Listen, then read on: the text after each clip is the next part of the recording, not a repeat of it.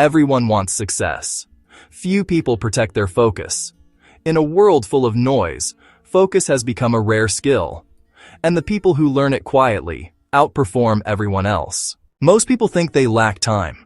It's a common complaint, a shared feeling of being perpetually behind, of racing against a clock that seems to accelerate as the day wears on. We look at our ambitious goals and the few hours we have, and conclude the math simply doesn't work. But the problem isn't the quantity of time. It's the quality of our attention. We don't lack time. We lack focus. Our attention is fractured into 1,000 tiny pieces. The constant, almost imperceptible buzz of notifications, the quick glance at a message that turns into a 10-minute conversation, the endless, mindless scrolling through feeds designed to keep us hooked. These are the micro-distractions, the tiny thieves of our cognitive energy. Consider this. You sit down, determined to tackle a single, important task. But then, an email alert pops up. It's non-urgent, but you open it anyway. That leads you to a link, then another. An hour passes. The important task remains untouched, and your mental energy is depleted, not by hard work, but by a series of trivial interruptions. Distraction doesn't look dangerous. It arrives disguised as something small and harmless, but it slowly, methodically destroys momentum. Each interruption is a small break applied to your train of thought, forcing you to expend precious energy to get back up to speed.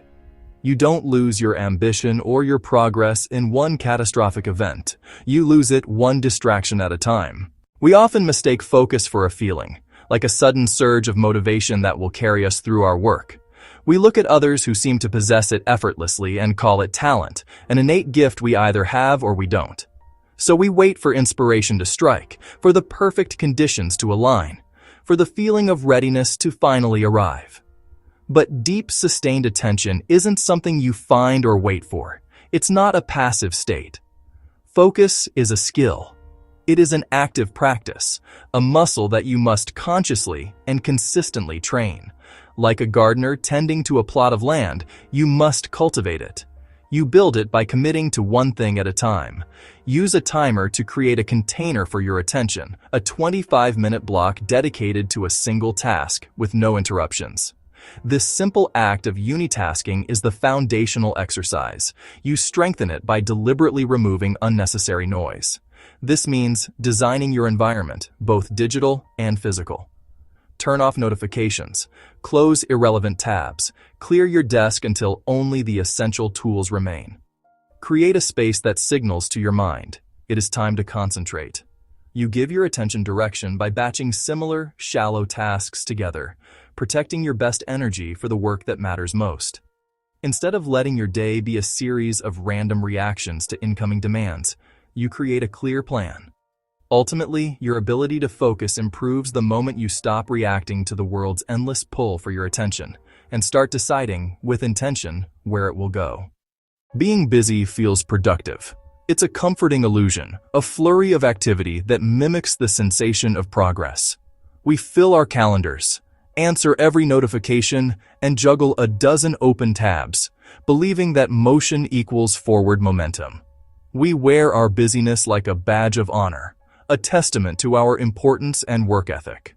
But busy is not focused. Busy is a state of scattered attention, a defensive reaction to the overwhelming noise of the modern world. It's breadth over depth. Consider the busy person.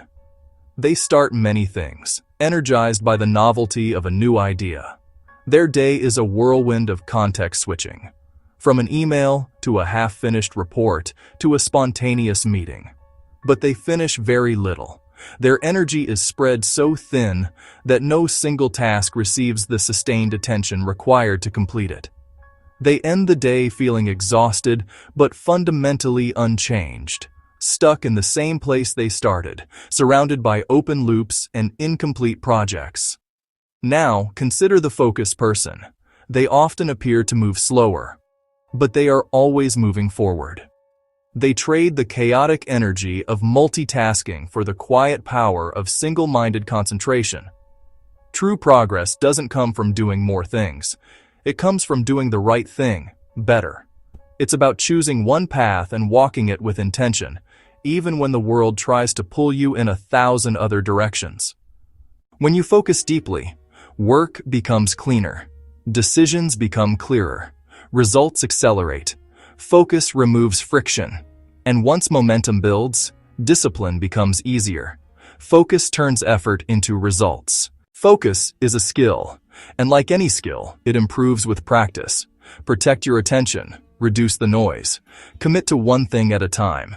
That's how real progress is made.